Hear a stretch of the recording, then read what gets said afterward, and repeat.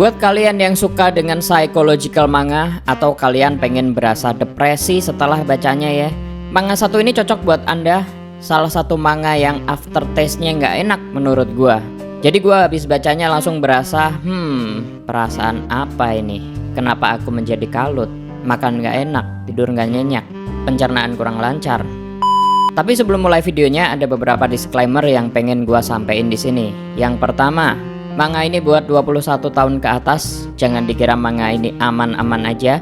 Ada adegan vulgarnya tipis-tipis. Jadi buat kalian yang kurang stabil atau baca dikit aja langsung tegang, atau yang kurang bisa mengendalikan nafsu, mendingan jangan baca dulu. Sebenarnya bagian vulgarnya ini juga nggak banyak, tetap lebih banyak psikologinya.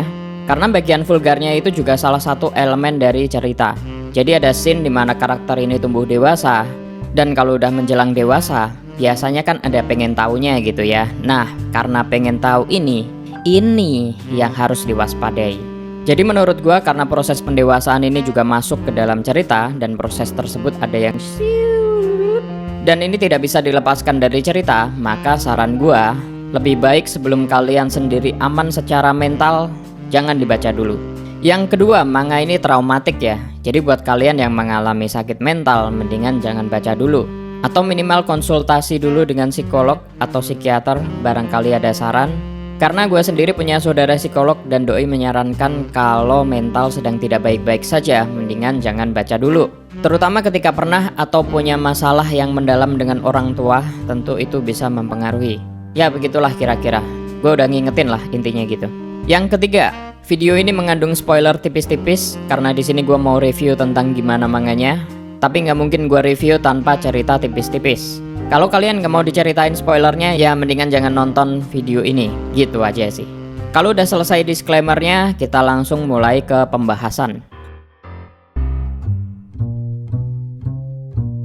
Manga ini dibuat oleh Shuzo Oshimi yang dibuat tahun 2017 sampai 2024. Jadi secara pembuatan cukup lama dan cukup fresh ini sebenarnya. 4 chapter terakhir itu muncul di tahun 2024. Karena manga ini sampai 153 chapter, jadi cukup banyak. Gue nyelesain ini butuh waktu 2 hari, karena ya emang maraton dan penasaran apa yang terjadi selanjutnya.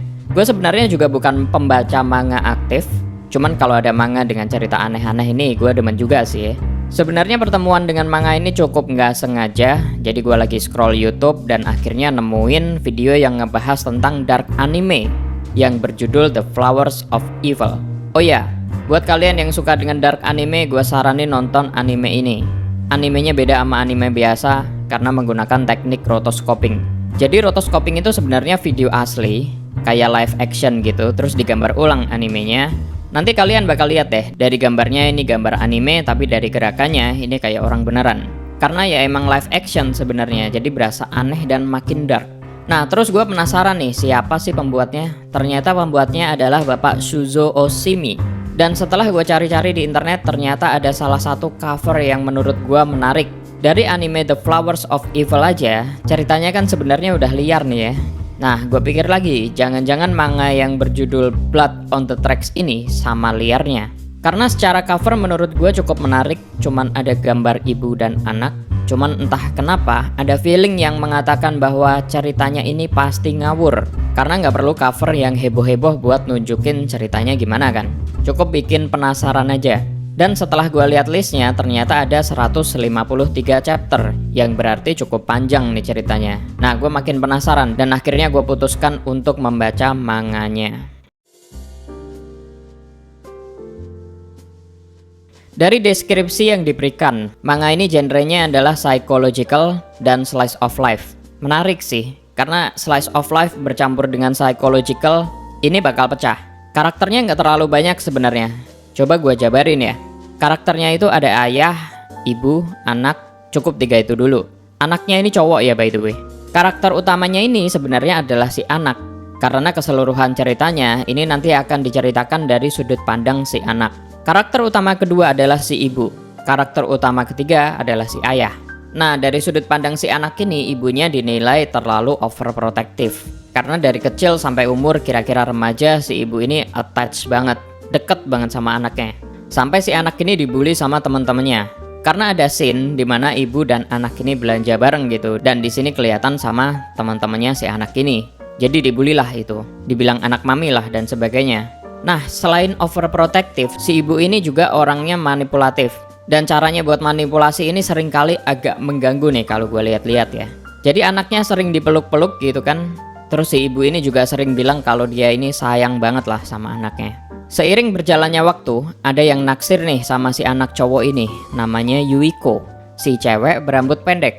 Yuiko ini sempat nulis surat ke si anak, surat cinta lah intinya. Dan isi surat itu sebenarnya nembak gitu. Mau nggak si anak ini buat jadi cowoknya? Nah, dari situ ada pikiran galau nih dari si anak. Di satu sisi dia juga suka cewek ini, di sisi lainnya dia juga punya ibu yang overprotective banget. Dan tiba-tiba ibunya masuk kamar. Dan setelah ibu ini baca suratnya, terus ibu itu tiba-tiba nangis dan bilang supaya anaknya ini jangan ninggalin dia. Nah, si ibu mulai nih melakukan aksi manipulasinya dengan mengeluarkan kata-kata yang bikin anak ini galau. Akhirnya proses manipulasi ini berhasil dan suratnya itu dirobek bareng-bareng. Bener-bener dirobek bareng-bareng ibu dan anak ini. Jujur, waktu lihat scene ini rasanya psycho banget. Akhirnya setelah beberapa chapter kemudian si anak ini kan bertumbuh dan bersosialisasi ya di sekolah. Nah, lama-lama dia juga nggak tahan nih, pengen ngomong ke Yuiko kalau dia sebenarnya juga tertarik, dia juga suka sebenarnya. Akhirnya dia ngaku kalau surat itu sebenarnya dirobek sama dia dan ibunya. Dari situ Yuiko menilai bahwa ibunya si anak ini problematik. Terus si Yuiko ini juga ngaku kalau dia juga punya orang tua yang problematik. Bapaknya sering marah-marah dan bikin suasana rumahnya jadi nggak asik. Nah, karena mereka sama-sama punya keluarga yang problematik, mereka memutuskan untuk menjalin hubungan dan mereka memutuskan untuk kabur bareng. Si anak ini pada saat kabur, dia juga sempat inget ibunya. Dan entah kenapa si anak ini merasa bersalah pada ibunya dan dia pengen balik ke rumah. Akhirnya si anak ini membulatkan tekad dan akhirnya lari pas hujan meninggalkan Yuiko sendirian. Dari sini kita bisa lihat bahwa si anak ini sebenarnya juga udah termanipulasi sama ibunya. Dan kalau kita lihat juga, ini sebenarnya si bocah ini nggak terlalu stabil. Ya mungkin anak ini udah dicekokin manipulasi sama ibunya dari kecil sampai seumur hidup. Begitulah kira-kira premisnya. Yang gue ceritain di sini sebenarnya cuma 5% atau kurang lah. Selebihnya kalian bisa baca sendiri manganya. Plot yang gue ceritain tadi sebenarnya masih panjang karena video ini bukan video plot cerita manga, jadi gue ceritain aja premisnya. Kalau mau dibaca chapternya, manga ini menceritakan cerita dari si anak ini kecil, remaja, sampai bapak-bapak. Jadi kebayangkan ya gimana panjangnya. Terus manga ini juga menceritakan background story-nya, gimana si ibu ini tumbuh menjadi orang yang aneh gitu. Kalau mau dilihat secara kasih sayangnya, ya si ibu ini sebenarnya sayang sama anaknya. Cuman caranya dia sayang ke anaknya ini yang seringkali salah gitu. Dan kalau kita bicara soal karakternya, karakter si bapak ini menurut gue yang lumayan oke gitu. Jadi bapak ini kan sebenarnya kasihan gitu kan. Anaknya begitu, istrinya begitu. Jadi dia kayak terjebak di keluarga yang aneh gitu. Dan dia masih tetap harus bertahan sampai akhir. Ibaratnya dia tetap berusaha bertanggung jawab walaupun kondisi keluarganya ya demikian gitu ya. Dan kalau gue ditanya mengenai gimana endingnya, happy ending atau bad ending, gue bisa bilang kalau ini sebenarnya masuk dalam kategori good ending. Karena sebenarnya endingnya bahagia, semua orang hidup dengan nyaman dan tentram. Tapi disinilah keanehannya. Karena dikit banget manga yang bisa bikin happy ending tapi perasaan kita tetap nggak enak.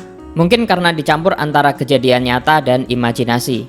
Jadi kita akan dibawa ke alam bawah sadarnya si karakter-karakter ini. Dan sepanjang cerita akan begitu terus, bercampur terus.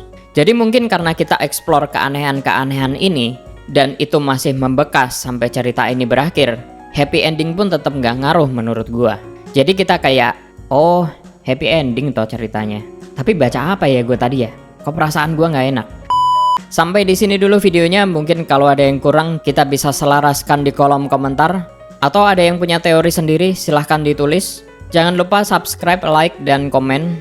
Jika ada topik yang mau dibahas, komen juga boleh. Terima kasih dan sampai jumpa di video selanjutnya.